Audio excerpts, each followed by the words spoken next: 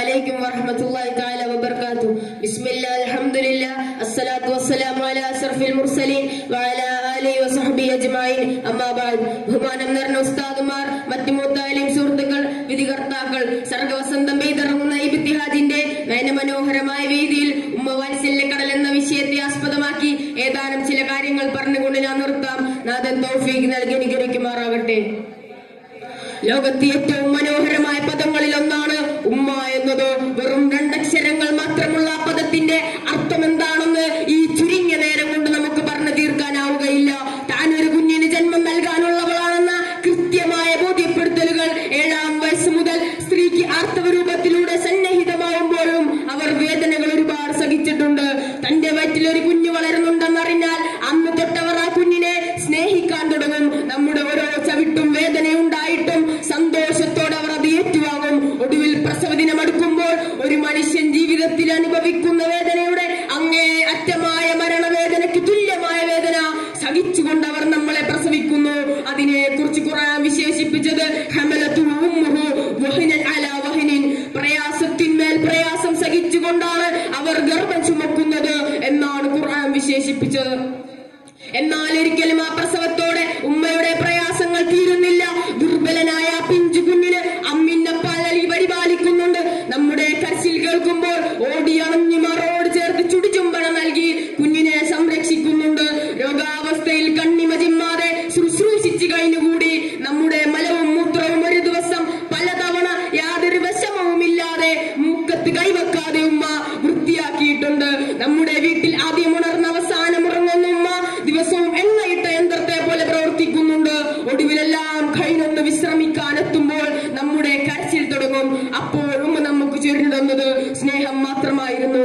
ആരോടും പരാതി പറയാതെ, പരിഭവങ്ങളില്ലാതെ, ഇട്ടെറിഞ്ഞു പോകാതെ ഉമ്മ നമ്മളെ സംരക്ഷിച്ചു. ഇതാണ് കളങ്കമില്ലാത്ത സ്നേഹം. ഈ സ്നേഹത്തെ കണ്ടില്ല എന്ന് നടിക്കാൻ ഇസ്ലാമിന് സാധിക്കുകയില്ല. അതുകൊണ്ട് തന്നെയാണ് ആദരവായ നബി സല്ലല്ലാഹു അലൈഹി വസല്ലം തങ്ങൾ നമുക്ക് പഠിപ്പിച്ചു തന്നത് ഇറല്ലാഹി ഫീ റിദൽ വാലിദൈൻ സഖ്തല്ലാഹി ഫീ സഖ്തിൽ വാലിദൈൻ. മാതാപിതാക്കളുടെ തൃപ്തിയിലാണ് അള്ളാഹുവിന്റെ തൃപ്തിയെന്നും മാതാപിതാക്കളുടെ ദേഷ്യത്തിലാണ് അള്ളാഹുവിന്റെ ദേഷ്യം. അള്ളാഹുവിന്റെ തൃപ്തി ലഭിക്കാത്തവർ ആഖിറത്തിൽ ഒരിക്കലും വിജയിക്കുകയില്ല. അതുകൊണ്ട് തന്നെ നമ്മുടെ ആഖിറ വിജയത്തിലേക്കുള്ള ഒരു മാർഗവും കൂടിയാണ് നമ്മുടെ മാതാവ് എന്നുള്ളത്. നിന്റെ ഉമ്മയുടെ കാലിനടിയിലാണ് സ്വർഗമെന്നും നിന്റെ ഉമ്മാന്റെ മുഖത്തേക്ക് നോക്കൽ പ്രതിഫലമുള്ള കാര്യമാണെന്നും ഒരു മനുഷ്യൻ ഏറ്റവും കൂടുതൽ ബന്ധപ്പെട്ടത് അതവന്റെ ഉമ്മയോടാണെന്നും പലയാവർത്തി പറഞ്ഞു പഠിപ്പിച്ചത് അത് ആദരവായ നബി സല്ലല്ലാഹു അലൈഹി വസല്ലം തങ്ങളാണ്. ഖുർആനിൽ നിങ്ങൾ അല്ലാഹുവിനെ ആരാധിക്കുക എന്ന് പറഞ്ഞതിനോടെ നിങ്ങൾ മാതാപിതാക്കൾക്ക് ഗുണം ചെയ്യുക എന്ന് പറയുന്നു. അപ്പോൾ തന്നെ അതിന്റെ ഗൗരവം നമുക്ക് മനസ്സിലാക്കാവുന്നതാണ്. മാത്രമല്ല ഖുർആൻ പറയുന്നതായി കാണാം, ഫലാ തഖുൽ ലഹുമാ ഉഫിൻ, നിങ്ങൾ അവരോട് ഛേ എന്ന വാക്ക് പോലും പറയരുത്. അവർക്ക് റഹ്മത്തിന്റെ ചിറകുകളെ താഴ്ത്തി കൊടുക്കണമെന്നും അവർക്ക് വേണ്ടി ദുആ ചെയ്യണമെന്നും ഖുർആൻ ഓർമ്മപ്പെടുത്തുന്നു. പ്രിയമുള്ളവരെ, എന്നാൽ ഈ ദുനിയാവിൽ മതിമറന്ന് ജീവിക്കുന്നവർ ഉമ്മാനെ മറന്നുകൊണ്ടിരിക്കുകയാണ്. നൊന്ത് പ്രസവിച്ച ആ ഉമ്മാന്റെ വയറ്റിലേക്ക് അന്റെ കാലുകൊണ്ട് ചവിട്ടുന്ന, സംസാരിക്കാൻ പഠിപ്പിച്ച ആ ഉമ്മാനെ ആ നാവ് കൊണ്ട് കരയിപ്പിക്കുന്ന ജനതയുള്ള കാലത്താണ് നാം ജീവിച്ചു കൊണ്ടിരിക്കുന്നത്. സ്വന്തം മക്കൾക്ക് വേണ്ടി ജീവിതം മാറ്റിവെച്ച ആ മാതാവിനെ പഠിച്ചു വലുതായി വലിയ ജോലിയാകുമ്പോൾ വൃദ്ധസദനങ്ങളുടെ പടിവാതിലിലേക്ക് വലിച്ചെറിയുകയാണ് പുതിയ തലമുറ. വിദേശ രാജ്യങ്ങളിൽ പോയി സെറ്റിലാകുമ്പോൾ, ഭാര്യ പ്രസവിക്കാനെടുക്കുമ്പോൾ ഭാര്യയെ നോക്കാനുള്ളവർ ഒരു വെപ്പാട്ടിയായി മാതാവ് മാറിക്കൊണ്ടിരിക്കുകയാണ്. എന്താണ് ഇതിനെല്ലാം കാരണം? അവർക്ക് ഉമ്മ എന്നത് എന്താണെന്ന് മനസ്സിലായിട്ടില്ല. ആധുനിക വിദ്യാഭ്യാസം മാത്രമായി ഒതുങ്ങിയപ്പോൾ മതം പഠിക്കാൻ നേരമില്ലാതെയാവുകയാണ്.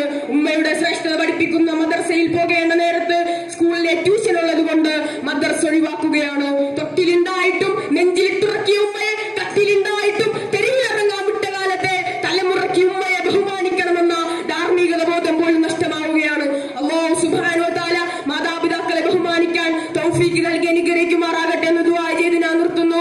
വാഹ്